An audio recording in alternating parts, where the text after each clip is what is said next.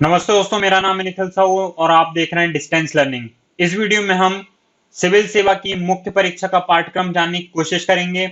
आप में से बहुत सारे लोगों ने मुझसे रिक्वेस्ट की थी कि जो हमारा मुख्य परीक्षा का पाठ्यक्रम है उसको सरल शब्दों में कैसे पढ़ा जाए, कैसे समझा जाए। तो उसी के लिए ये मैं वीडियो लेके आया हूँ। इससे पहले यहाँ पे आप जो एक पॉपअप देखें, इस वीडियो में मैंने समझा चुका हूँ कि जो प्रीलिम्स की परीक्षा है, मतलब कि जो हमारी प्रारंभिक परीक्षा है, उसका पाठ्यक्रम कैसा है, उसमें कौन कौन से टॉपिक्स हैं जो बहुत ज्यादा इंपॉर्टेंट है प्रीलिम्स पॉइंट ऑफ व्यू से। इसमें हम मुख्य परीक्षा इस वीडियो में हम मुख्य परीक्षा को जानने की कोशिश करेंगे। वीडियो में मैं आगे बढ़ूं उससे पहले आपके लिए बहुत ज्यादा मुख्य सूचना कि हमारी टीम द्वारा द हिंदू का हिंदी में ट्रांसलेशन किया जाता है। तो आपको अगर ये चाहिए तो आप मुझे ये सामने व्हाट्सएप नंबर देख रहे हैं, इस पे आप व्हाट्सएप कर सकते हैं। मैं आपको डेमो दे दूंगा इसका कि कैसा ट्रांसलेट किया जाता है। अगर आपको अच्छा लगे तो आप इसे सब्सक्राइब भी कर सकते हैं। तो आइए सबसे पहले हम मुख्य परीक्षा का जो स्ट्रक्चर है, मतलब कि परीक्षा प्रणाली है, उसको समझने की कोशिश करते हैं। बहुत सारे बच्चों को पता ही नहीं होता है कि जो मुख्य परीक्षा है उसमें कुल कितने प्रश्न पत्र होते हैं। यहां तक कि उन्हें यह भी नहीं पता होता है कि एक प्रश्न पत्र कितने नंबर का होता है। उनसे कई बार पूछ लिया जाता है कि निबंध कितने नंबर का है, तो वो ये भी नहीं बता पाते कि निबंध कितने नंबर का होता है। यहाँ पे मैं इसी चीज को लेके आया हूं ताकि आप समझ पाए कि कौन सा पेपर कितने नंबर का होता है, कब कब होता है। तो यहाँ पे आपके सामने एक ओवरव्यू रहा। यहाँ पे ऊपर से नीचे तक, मतलब कि प्रश्न पत्र 1, 2, 3, 4 इस प्रकार से ही मेंस के परीक्षाएं ली जाती हैं। ऐसा नहीं होता है कि ये वाला पेपर पहले ले लिया फिर बाद में ये वाला ले रहा है, नहीं नहीं, ऐसा कतई नहीं होता है। ऊपर से प्रश्न पत्र 1 से लेके प्रश्न पत्र खा यहाँ पे जो दिख रहा है, इस प्रकार से प्रत्येक दिन एक एक प्रश्न होता है। सबसे पहले होता है निबंध। निबंध जो है वो 250 अंकों का होता है। ठीक है दोस्तों, 250 अंकों का निबंध होता है और मेंस की परीक्षा के प्रथम दिन, फर्स्ट डे, ये वाला पेपर आपसे ले लिया जाता है। इसके बाद होता है सामान्य अध्ययन 1। यहाँ पे प्रश्न पत्र 2 लिखा है क्योंकि ये दूसरे दिन होता है, परंतु इसको बोला जाता है, इसका नाम क्या है, सामान्य अध्ययन 1, मतलब कि जनरल स्टडी 1। इसमें आपसे पूछा जाएगा इंडिया की हिस्ट्री, उसका आर्ट एंड कल्चर, वर्ल्ड की हिस्ट्री, भूगोल एंड सोसाइटी या सोशियोलॉजी भी आप इसको कह सकते हैं। इसके बाद आता है प्रश्न पत्र 3, जिसका नाम क्या है, सामान्य अध्ययन 2, मतलब कि जनरल स्टडी 2। आपने ये सुना होगा कि GS1 होता है, GS2 होता है, GS3 होता है। तो वो जो लिस्ट है वो ये आपके सामने ये रही। ठीक है दोस्तों, ये है GS1, GS2, GS3। आप इनको याद रख के चलिएगा। यहाँ पे आप देख रहे हैं कि लगभग लगभग सारे के सारे पेपर 250-250 अंकों के, कोई भी पेपर 300 अंकों का नहीं है, सिवाय वैकल्पिक विषय छोड़ के, माफी चाहता हूँ, क्वालिफाई विषय छोड़ के। क्वालिफाई विषय कौन से हैं मैं अब भी बताने वाला हूँ, 2 मिनट रुकिएगा। लेकिन इतना जान लीजिए कि जितने भी पेपर हैं प्रश्न पत्र 1 से लेके प्रश्न पत्र 7 तक, प्रश्न पत्र 7 तक जितने भी पेपर हैं, सारे के सारे पेपर 250-250 अंकों के होते हैं। प्रश्न पत्र का क्वालिफाइंग, प्रश्न पत्र का क्वालिफाइंग, ये दोनों पेपर 300-300 अंकों के होते हैं और इसमें केवल और केवल आपको 25% अंक लाने होते हैं। ठीक है, इतनी बात आपको समझ में आ गई होगी। अभी हम यहाँ पे डिस्कस कर रहे थे सामान्य अध्ययन 2, मतलब कि जनरल स्टडी पेपर 2। इसमें आपको इंडियन पॉलिटी पढ़ना होता है, जिसके लिए आप M लक्ष्मीकांत पढ़ते हैं। संविधान, राज्य व्यवस्था, सामाजिक न्याय और अंतरराष्ट्रीय संबंध, इंटरनेशनल ऑर्गेनाइजेशन इसके अंतर्गत पढ़ना होता है। साथ ही साथ एक से दूसरे देश के संबंध, अभी इंडो चाइना का कुछ रिलेशन में कुछ विवाद चल रहा है, वो करंट अफेयर्स के तौर पे आपसे पूछा जा सकता है। अब बात करते हैं सामान्य अध्ययन 3, जिसमें पूछा जाता है प्रौद्योगिकी, आर्थिक विकास, जैव विविधता, पर्यावरण, सुरक्षा और आपदा प्रबंधन। दोस्तों, अगर सभी पेपर को मिला लिया जाए तो ये जो GS3 है ये सबसे ज्यादा बड़ा पेपर है, क्योंकि इसमें आपने इकोनॉमिक्स पूछ ली इन्होंने, इसके बाद साइंस टेक पूछ लिया, इसके बाद इकोलॉजी पूछ ली। ठीक है, और आपदा प्रबंधन मतलब कि डिजास्टर मैनेजमेंट भी इसमें पूछ लिया गया है। बहुत ही ज्यादा विस्तृत पेपर है। इसके बाद आता है नीति शास्त्र, सत्यनिष्ठा और अभिरुचि, जिसको हम एथिक्स पेपर भी बोलते हैं, या GS4 के नाम से भी ये जाना जाता है। ये भी 250 अंकों का होता है, सारे 250-250 अंकों के। ठीक है, ऊपर जितने मैंने बताए। इसमें ऐसा कोई पढ़ने की बहुत ज्यादा जरूरत नहीं होती, क्योंकि दिन प्रतिदिन जो हमारे सामने घटनाएं घटित होती है उसके बारे में ही जनरल क्वेश्चंस पूछे जाते हैं। हालांकि अगर आप बुक का पूछें तो एक बुक आती है जी सुब्बाराव की, उसका वर्तमान समय में 5th एडिशन मार्केट में अवेलेबल है, वो आप इसके लिए पढ़ सकते हैं। तो इतनी हो गई जीएस 4 तक बात हमारी। हमने देख लिया जीएस 1 हिस्ट्री पढ़ना होता है एंड भूगोल पढ़ना होता है, जीएस 2 में हमको इंडियन पॉलिटी पढ़ना होता है और इंटरनेशनल रिलेशन और समाज से सामाजिक न्याय मतलब कि सोशल जस्टिस पढ़ना होगा, ठीक है। उसके बाद आता है, क्या आता है, जीएस 3 जिसमें आपको साइंस एंड टेक पढ़ना होता है, इकोनॉमिक्स पढ़ना होता है और इकोलॉजी पढ़ना होता है, डिजास्टर मैनेजमेंट मतलब कि आपदा प्रबंधन पढ़ना होगा। और आखिरी पेपर जो है जीएस 4 का वो है नीति शास्त्र सत्यनिष्ठ अभिरुचि, जिसको एथिक्स पेपर भी बोला जाता है। ये हमारे खत्म हो गए जनरल स्टडी के पेपर। इसके बाद आता है वैकल्पिक विषय मतलब कि ऑप्शनल के पेपर। अब ऑप्शनल में कौन कौन से पेपर होते हैं? ऑप्शनल में कुल 2 पेपर होते हैं, जिसको क्या कहा जाता है, वैकल्पिक विषय 1 और वैकल्पिक विषय 2। ठीक है, ये कितने कितने नंबर के होते हैं? ये भी 250-250 अंकों के होते हैं। ऐसा नहीं है कि ये 300 350 कुछ का होगा। टोटल इनका ग्रेड कितना होता है? 500 अंक। जो हमारे ऑप्शनल पेपर है 500 अंकों के होते हैं। 2 पेपर होते हैं, एक 250 का, दूसरा 250 का, दोनों मिलके होगा 500। इतनी बात समझ में आई। अब ऑप्शनल के लिए आप कोई भी सब्जेक्ट यूज कर सकते हैं। कौन कौन से सब्जेक्ट है हमारे पास? हिस्ट्री है, ज्योग्राफी है, पॉलिटिकल साइंस है, पब्लिक एडमिनिस्ट्रेशन है, इकोनॉमिक्स है और बहुत ढेरों सब्जेक्ट हैं। आप एक बार लिस्ट देख लीजिएगा, जो आपको बेस्ट लगे वो आप सेलेक्ट करके पढ़ सकते हैं। इसके बाद आता है कौन से paper? Qualify paper. Qualify paper क्या होता है मैं अब भी बता रहा हूं। देखिए, क्वालिफाई पेपर में पूछा जाता है, एक तो इंग्लिश का क्वालिफाई पेपर होता है। अब इसमें 10वीं तक का इंग्लिश आता है, ये बोलते हैं कि 10वीं तक की इंग्लिश हम देंगे। और इसमें 300 अंकों का ये पेपर होता है। 300 अंकों में से 25% अंक मतलब कि 75 नंबर लाना होता है। कितने में से? 300 में से केवल 75 नंबर लाना होता है। अब ये क्वालिफाई क्यों बोला जा रहा है इन दोनों को? क्योंकि सबसे पहले जब आप पूरा मेंस दे चुके होंगे तो सबसे पहले इन दोनों सब्जेक्ट की कॉपी चेक होगी। कौन कौन से? प्रश्न पत्र का, यहाँ पे जो मैं आपको बता रहा हूँ, एक सेकेंड, ये मेरा सर्कल का, हाँ ये वाला, एक ये वाला पेपर और दूसरा ये वाला पेपर, इन दोनों की कॉपी चेक होने के बाद ही आपके ऊपर की जो वैकल्पिक विषय की कॉपी है और उसके ऊपर जो जनरल स्टडी के पेपर दिए गए हैं उनकी कॉपी चेक होगी। अगर आप इनमें 25-25% अंक नहीं लाते हैं तो बाकी के ऊपर के जितने भी पेपर आपने दिए हैं उनको वो फोल्ड करेंगे और डस्टबिन में डाल देंगे। क्योंकि अगर क्वालिफाई आपने मतलब क्वालिफाई पेपर अगर आपने क्वालिफाई नहीं करा तो जितने ऊपर पेपर दिए हैं वो कोई काम के नहीं है, उनके सब डस्टबिन में चले जाएंगे। तो इनको क्वालिफाई करना बहुत ज्यादा जरूरी है, इन पे ध्यान रखिएगा। ये जो इंग्लिश का पेपर है ये थोड़ा टफ होता है, इसको हमारा दूसरा एक टीचर है विपिन सर, उनसे बात करा देंगे हम आपकी, वो भी जल्दी वीडियो बनाएंगे, वो आपको बता देंगे कि किस प्रकार आप इनको क्वालिफाई कर सकते हैं। दूसरा पेपर होता है, वो भी क्वालिफाई होता है, प्रश्न पत्र खा जिसकी बात कर रहा हूं मैं, ये वाले की।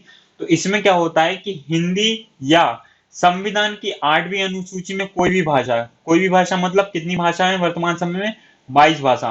तो 22 भाषा लेके आप ये वाला क्वालिफाइड 2 पेपर दे सकते हैं। नॉर्मली लोग हिंदी लेते हैं क्योंकि वो उससे ज्यादातर परिचित होते हैं। ये भी 300 अंकों का होता है और 25% नंबर इसमें लाना होता है, मतलब कि 75 नंबर लाना होता है। इन दोनों पेपर को क्वालिफाई करने के बाद बाकी के आपकी जो पूरे पेपर हैं ये चेक किए जाएंगे। तो ये जो मेंस की कुल परीक्षा है ये कितने अंकों की हो गई? 1750 नंबर की। इसके बाद जो लोग क्वालिफाई कर लेंगे, सब मेरिट बन जाएगी, मेंस परीक्षा पास कर लेंगे, उनको इंटरव्यू के लिए बुलाया जाएगा। इंटरव्यू होता है 275 अंकों का और ग्रैंड टोटल मतलब कि कुल योग बनता है वो है 20-25 मतलब कि 2025। ये ग्रैंड टोटल है, इतने नंबर का पूरा मुख्य परीक्षा और इंटरव्यू होता है। तो मैं आशा करता हूँ कि इतनी बात तो आपको समझ में आ गई है कि मैंने क्या समझाया है।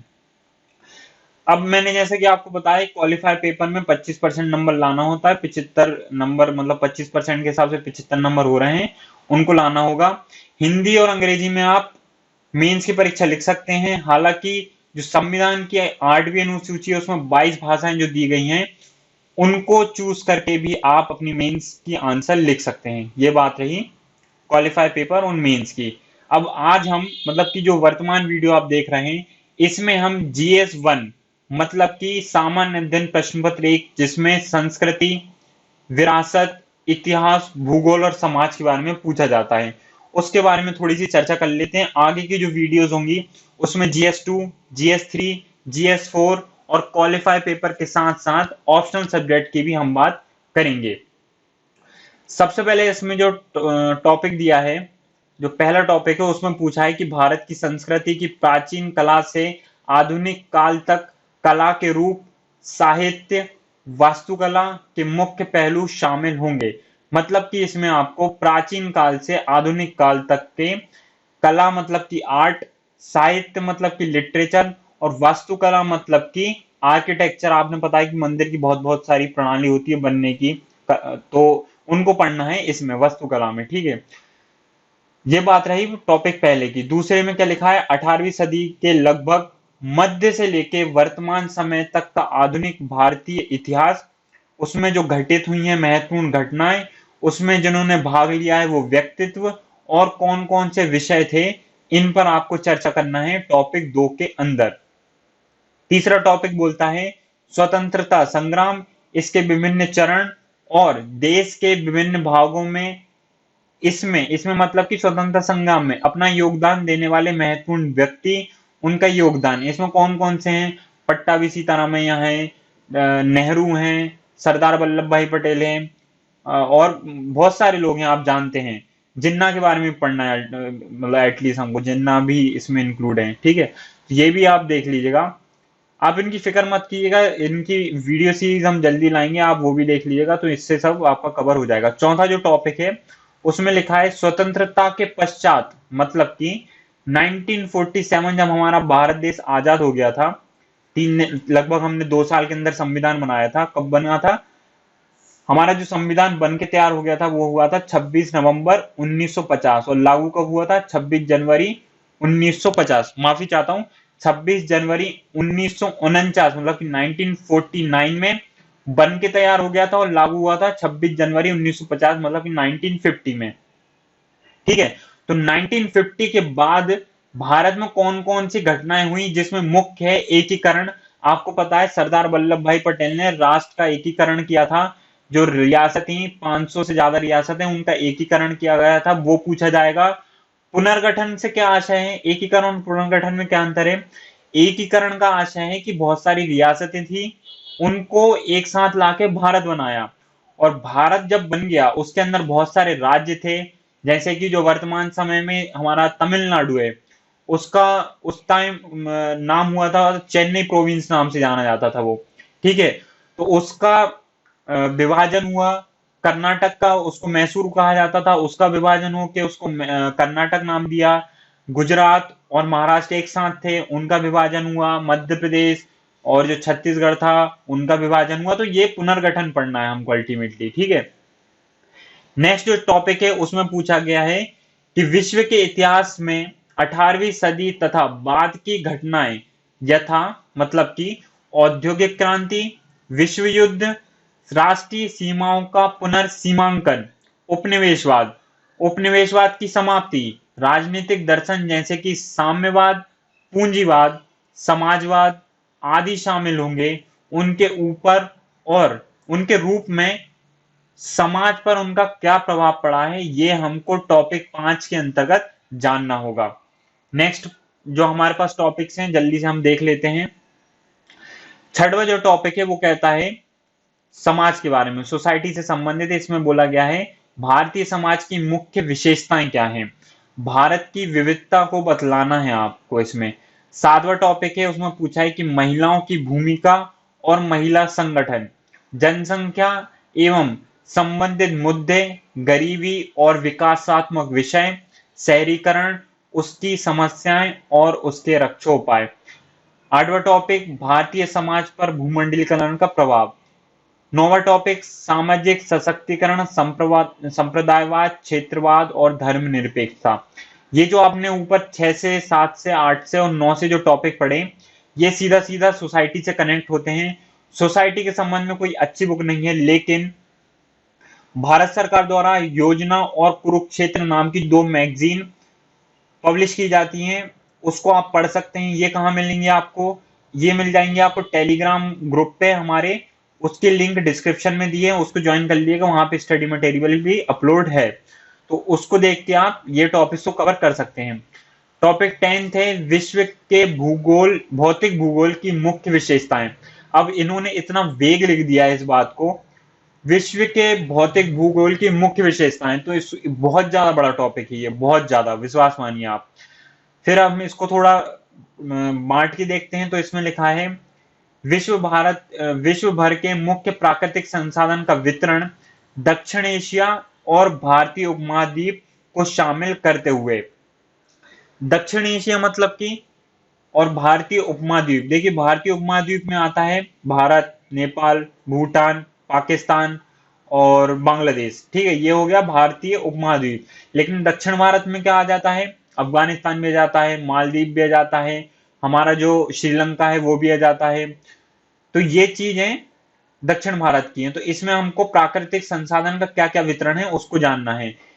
विश्व, भारत सहित, भारत को मिलाते हुए विश्व के विभिन्न भागों में प्राथमिक, द्वितीयक, तृतीयक क्षेत्र के उद्योगों को स्थापित करने के लिए जिम्मेदार कारक कौन कौन से हैं, ये जानना है। आप बताओ मुझे, इंडस्ट्री कहाँ लगेगी? इंडस्ट्री वहां पे लगेगी जहां पे कच्चा माल उपलब्ध होगा, जहां से बाजार पास होगा, जहां पे पानी की सुविधाएं होंगी, बिजली की सुविधाएं होंगी, तो ये एक जिम्मेदार कारक हो गया। ऐसे ही अन्य जिम्मेदार कारक हैं, उनको हम पढ़ेंगे। बार बार, और आखिरी टॉपिक है जो पेपर फर्स्ट में दिया गया है, उसमें बोला गया है भूकंप, सुनामी, ज्वालामुखी हलचल, चक्रवात आदि जैसे महत्वपूर्ण भू भौतिकीय घटनाएं, भौगोलिक विशेषताएं, उनके स्थान, अति महत्वपूर्ण भौगोलिक विशेषताएं जैसे कि जल स्रोत एवं हिमावरण सहित, और वनस्पति एवं प्राणी जगत में परिवर्तन और इस प्रकार के परिवर्तन का प्रभाव क्या पड़ रहा है, ये सब हमको पेपर 1 के अंतर्गत जानना होगा दोस्तों। मैं आशा करता हूं कि आपको ये जो मैंने आपको सिलेबस डिस्कस करा समझ में आया होगा। समय के साथ एक बार फिर से वीडियो देख लीजिएगा तो थोड़ा समझ में आ जाएगा। ये वाली जो पीडीएफ आप सामने देख रहे हैं, इसको आप हमारे टेलीग्राम चैनल से ज्वाइन कर सकते हैं, वहां पे ये सारा स्टडी मटेरियल वगैरह उपलब्ध करा देते हैं हम। ये जो आपने वीडियो देखी और उसमें जो हमने सिलेबस डिस्कस करा, उससे डरने की जरूरत नहीं है। जल्दी हम वीडियो सीरीज लाके हिस्ट्री, ज्योग्राफी एंड सोसाइटी की ये टॉपिक थे, इनको कवर कर लेंगे। अगर फिर भी कोई डाउट बचता है तो इस नंबर पे आप मुझे डायरेक्ट संपर्क कर सकते हैं, मैं 24 घंटे के अंदर उसका रिप्लाई जरूर दूंगा। द हिंदू भी उपलब्ध कराया जाता है, उसका डेमो ले लीजिएगा, उसके बाद सब्सक्राइब कर लीजिएगा दोस्तों। अगर वीडियो पसंद आई है तो सब्सक्राइब कर लें, नहीं पसंद आई है तो डिसलाइक कर दें। बहुत बहुत धन्यवाद इस वीडियो को देखने के लिए। नेक्स्ट वीडियो में मिलते हैं।